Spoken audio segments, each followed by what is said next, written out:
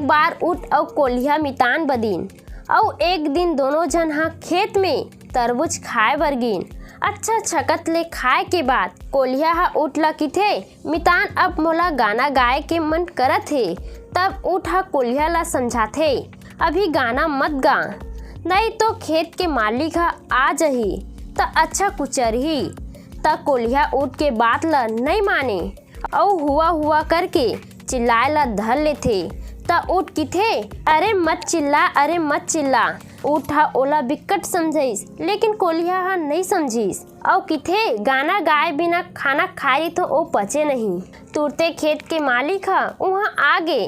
कोल्हिया हा खेत के मालिक ला आवत देख तुरंत भाग गे, लेकिन मालिक हा उठला पहुँचा दिस। उठला लाठी में दमादम बिकट पीट डरिस। एक दिन उठला कोल्हिया ला कहिस मितान चल नदिया में डुबकी लगाबो, मैं तोला अपन पीठ में बैठार के ले घूँ।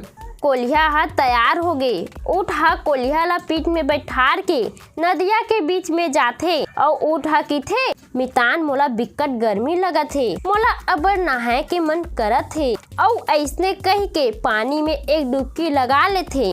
कोल्हिया रिथे तेन हा नदिया के धार में बोहा जथे और ऐसने ऊँट हा कोल्हिया से बदला ला ले लेथे।